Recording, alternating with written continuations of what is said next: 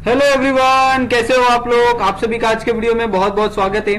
तो आज यहाँ पे हम लोग ऑर्गेनिक का जो स्टेरिफिकेशन रिएक्शन है वो स्टार्ट कर रहे हैं। ओके, और यहाँ पे ऑर्गेनिक का ये हमारा फर्स्ट वीडियो है, तो आप प्लीज हमारे वीडियो को सपोर्ट करो, हमारे चैनल को सब्सक्राइब कर लो। और हम लोग ऑर्गेनिक, इनऑर्गेनिक और जो हमारा फिजिकल है, ये तीनों यहाँ पे हम लोग पढ़ाने वाले हैं। ओके, तो आपको यहाँ पे हर एक कॉन्सेप्ट मिलेगा, हर एक चीजें यहाँ पे आपको मिलती जाएगी और वो भी आपको बहुत ही अच्छी क्वालिटी में मिलेगी और बिल्कुल फ्री मिलेगी। ओके, तो यहाँ पे अगर आप चेक करो कि एक्चुअली में स्टेरिफिकेशन रिएक्शन क्या होता है, क्योंकि अगर आप देखोगे, अगर आप जाओगे, अगर आपने जो एक्सपेरिमेंट किया होता है आपके कॉलेजेस में, अगर वो एक्सपेरिमेंट से निकल के अगर आप इंडस्ट्री वाले में जाते हो तो आपको वहां पे पूरा जो गेम है वो पूरा गेम चेंज होता हुआ दिखता है। ओके, तो स्टेरिफिकेशन आपको आप लैब में करते हो वो इंपॉर्टेंट होता है, और साथ में जो यहाँ पे आप इंडस्ट्री के अंदर करते हो वो भी इंपॉर्टेंट होता है। ओके, तो स्टेरिफिकेशन का एक कहना कि ये मतलब है कि स्टेरिफिकेशन जो रिएक्शन है वो आपको बहुत जगह काम आती है। ओके, और बहुत से ऐसी जो कंपनियां हैं, जो फैक्ट्री है, चाहे एमएनसी आप ले लो, ऐसी बहुत सारी जो कंपनियां हैं वो स्टेरिफिकेशन रिएक्शन को बहुत ज्यादा इस्तेमाल करती है अपने प्रोडक्ट में। ओके, तो यहाँ पे भी अगर स्टेरिफिकेशन रिएक्शन का अगर आप यहाँ पे डेफिनेशन देखते हो कि जो स्टेरिफिकेशन रिएक्शन होता है वो reaction between the alcohol and carboxylic acid in the presence of concentrated H2SO4 और यहाँ पे HCl gas. Okay, HCl dry.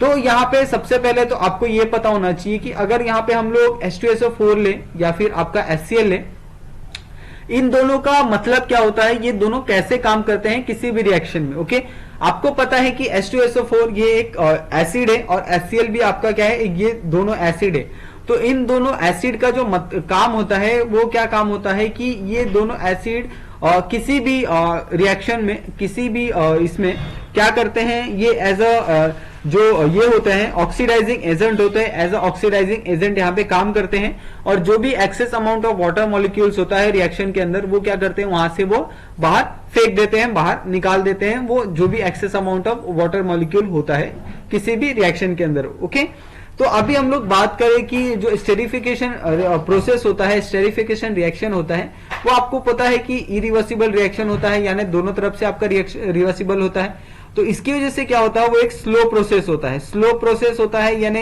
उसको टाइम लगता है अपना पूरा कंप्लीट रिएक्शन करने के लिए। ओके, अगर हम लोग बात करें कि अगर हम लोग ये लेते हैं H2SO4 लेते हैं, ओके, तो अगर H2SO4 लेते हैं तो उसके अंदर जो स्टेरिफिकेशन होता है उसको हम लोग सिंपली क्या बोलते हैं, स्टेरिफिकेशन बोलते हैं। ओके, लेकिन अगर हम लोग क्या करते हैं, अगर HCl लेते हैं तो HCl के अंदर हम लोग उसको स्टेरिफिकेशन ना बोल के क्या बोलते हैं, उसको हम लोग बोलते हैं फिशर स्टेरिफिकेशन। ओके, तो फिशर स्पेसियर स्टेरिफिकेशन। ओके, तो ये आपको ध्यान रखना है कि अगर आप स्टेरिफिकेशन में भी करते हो तो स्टेरिफिकेशन में भी आपको अलग अलग चीजें आपको देखने के लिए मिलती है। ओके, अभी यहाँ पे हम क्या करते हैं, यहाँ पे जो हमारा रिएक्शन है उस रिएक्शन को करते हैं ताकि आपको यहाँ पे अच्छे से समझ में आ जाए कि स्टेरिफिकेशन रिएक्शन कैसे होता है, कैसे काम करता है, बाद में उसका जो मैकेनिज्म है वो मैकेनिज्म किस तरह से वर्क करता है, वो सारी चीजें यहाँ पे हम लोग देखेंगे। ओके, तो यहाँ पे अगर आप बात करो स्टेरिफिकेशन रिएक्शन की, ओके, तो सबसे पहले यहाँ पे आपका क्या है, अल्कोहल है। तो अल्कोहल के अंदर कोई भी ग्रुप आप ले सकते हो। हमने सिंपली यहाँ पे जो कार्बोक्सिलिक एसिड है वो यहाँ पे लिया है, वो कार्बोक्सिलिक एसिड यहाँ पे RC+O, ओके, OH। तो यहाँ पे हमने कार्बोक्सिलिक एसिड लिया है और उसके साथ हमने क्या लिया है, इसके साथ एक अल्कोहल को रिएक्शन करवाया है HOR के साथ। ओके, तो इसके अंदर जो हमारा रिएक्शन बनेगा वो रिएक्शन क्या बनेगा, in the presence of H2SO4 ले लो या फिर आपका HCl गैस ले लो। ओके, तो इसके अंदर जो आपका रिएक्शन बनेगा वो रिएक्शन क्या बनेगा, यहाँ पे RC+OOR। ओके, यहां से आपको बनेगा एक ईस्टर।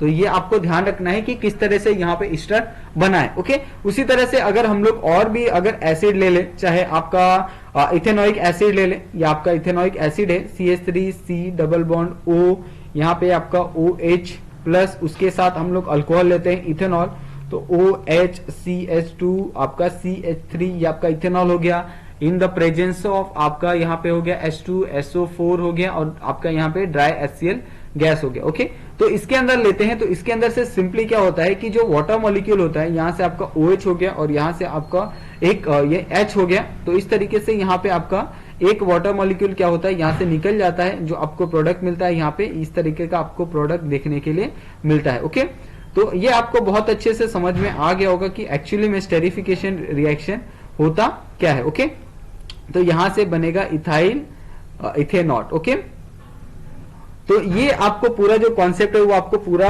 जो यहाँ पे स्टेरिफिकेशन का जो स्टेरिफिकेशन किसको बोलते हैं, उसका कॉमन रिएक्शन किस तरीके से होता है, वो सारी चीजें यहाँ पे आपको पता चल गई होगी। ओके, अभी हम लोग क्या करते हैं, स्टेरिफिकेशन का जो मैकेनिज्म है, मैकेनिज्म को देखते हैं। और स्टेरिफिकेशन का मैकेनिज्म क्या कहता है कि सपोज मैं यहाँ पे मैकेनिज्म कर रहा हूँ, मैकेनिज्म के अंदर आपको पूरा अच्छे से ये हो जाएगा, आपको आइडिया आ जाएगा कि किस तरीके से ये जो पूरा रिएक्शन है वो कंप्लीट होता है। ओके, तो यहाँ पे मैं सिंपली कार्बोक्सिलिक एसिड ले रहा हूँ। ओके, और यहाँ पे कार्बोक्सिलिक एसिड में अगर आप चेक करो तो ऑफकोर्स पता है कि ऑक्सीजन की जो वैलेंसी होती है 6 होती है। यहाँ पे आपको सिर्फ दो जो ये हैं वो 2 इलेक्ट्रॉन यहाँ पे अटैच होते हुए दिखते हैं, लेकिन यहाँ पे आपको जो 3, 4, 5, 6 तो 2 लोन पेयर आपको ऑक्सीजन के ऊपर हमेशा देखने के लिए मिलते हैं, उसकी इसके हिसाब से कि कितने बॉन्ड वहां पे फॉर्मेशन में जा रहे हैं। ओके, तो यहाँ पे अगर हम लोग क्या करते हैं, सिंपली इसके अंदर अगर हम लोग ये देखते हैं, ओके, यहां से अगर हम लोग ये करते हैं डिप्रोटोनेटेड करते हैं, तो यहां से आपका क्या होगा, H+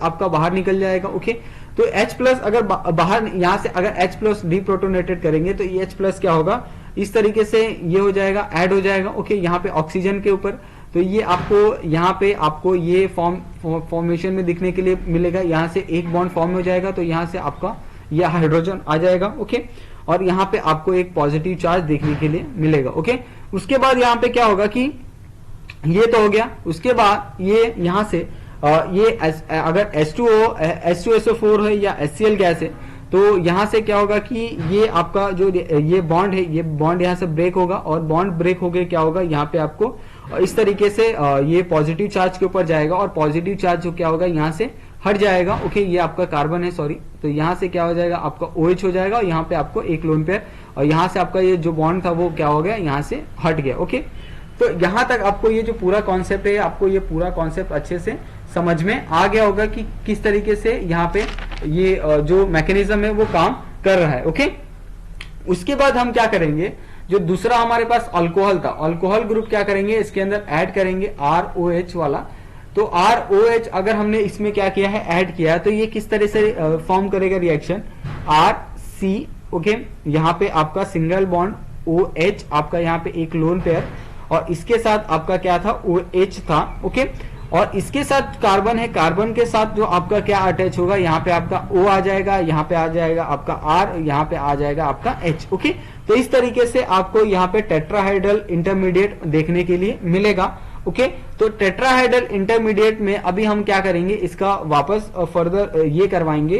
तो इसमें से आपको पता है कि ये आपका क्या है, यहाँ से आपका एक लोन पेयर है। ओके, यहाँ पे ऑक्सीजन के ऊपर आपको पॉजिटिव चार्ज देखने के लिए मिल रहा है। ओके, तो इस तरीके से अगर हम लोग ये करवाते हैं, और यहाँ से आपको क्या होगा, अगर HCl और H2SO4 का एडिशन करवाते हैं, तो यहाँ से आपका जो H2O है, यानी यहाँ से आपका H2O क्या होगा, रिमूव हो जाएगा, और यहाँ पे आपको फॉर्म होगा RC, यहाँ पे आपका OH सिंगल, और यहाँ पे आपको लोन पेयर, और यहाँ पे आ जाएगा OR। ओके, ये हो गया।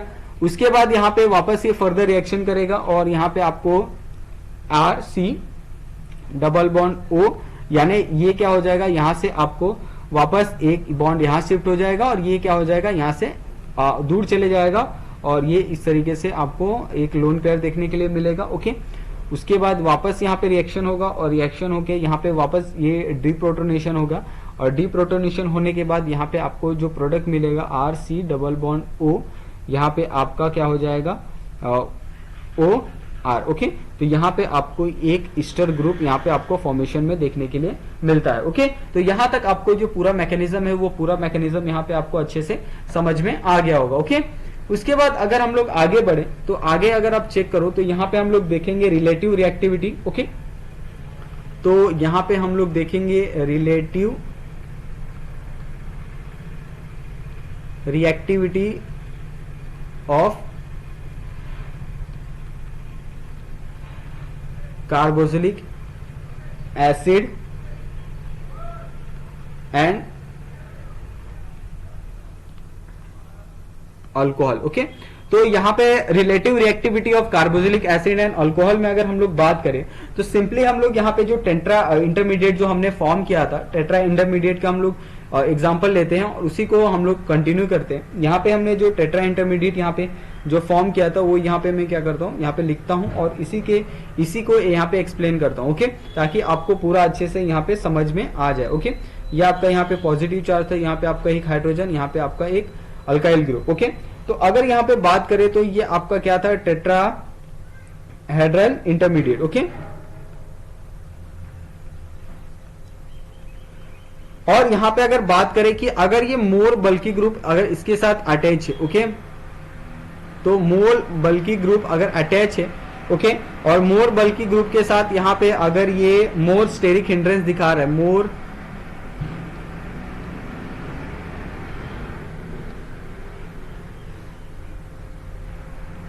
स्टेरिक हिंड्रेंस शो कर रहा है, तो इसकी जो रिएक्टिविटी होगी वो रिएक्टिविटी क्या होगी, लो होगी। ओके, तो ये आपके बुक में आपको नोट कर लेना है कि किस तरीके से इसकी जो रिएक्टिविटी होती है वो यहाँ पे दिखती है। ओके, उसके बाद एक और अगर एग्जांपल हम लोग कंसीडर करें तो यहाँ पे हम क्या लिखते हैं, सिंपली यहाँ पे हम लोग फॉर्मिक एसिड लिखते हैं HCOOH। ओके, दूसरा यहाँ पे हम लोग लेते हैं एसिडिक एसिड CH3COOH।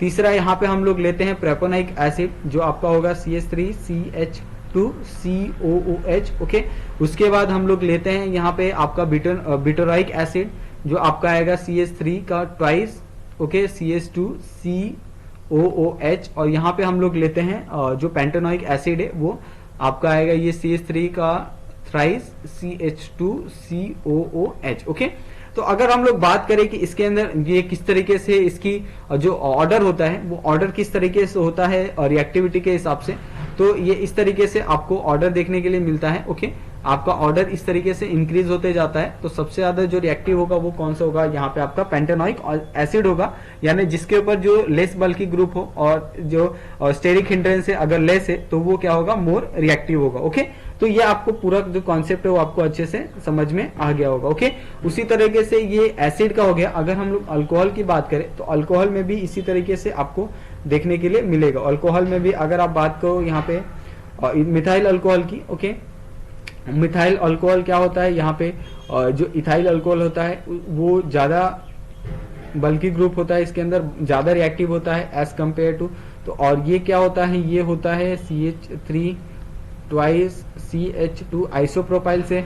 ओके, और आइसोप्रोपाइल किससे होता है, जो आपका टर्सरी ब्यूटाइल होता है उसकी कंपैरिजन में आपको यहाँ पे जो रिएक्टिविटी है वो देखने के लिए मिलती है। ओके, तो इस तरीके से जो पूरा सीरीज है वो चलते रहता है। ओके, तो इस तरीके से यहाँ पे स्टेरिफिकेशन है वो एक सिंपल सा स्टेरिफिकेशन है जो हमने यहाँ पे स्टडी किया है कि एक्चुअली में स्टेरिफिकेशन होता क्या है। तो अगर आपको ये वीडियो पसंद आई हो और अगर आपको ये वीडियो समझ में आई होगी तो प्लीज आप हमारे चैनल को सब्सक्राइब कर लो और वीडियो को लाइक कर लो और अपने दोस्तों के साथ भी इस वीडियो को शेयर करना। हम लोग बहुत मेहनत करके आपके लिए वीडियो बना रहे हैं। ओके, तो आप सभी का बहुत बहुत धन्यवाद वीडियो देखने के लिए। Thank you so much. मिलते हैं हम लोग नेक्स्ट वीडियो में।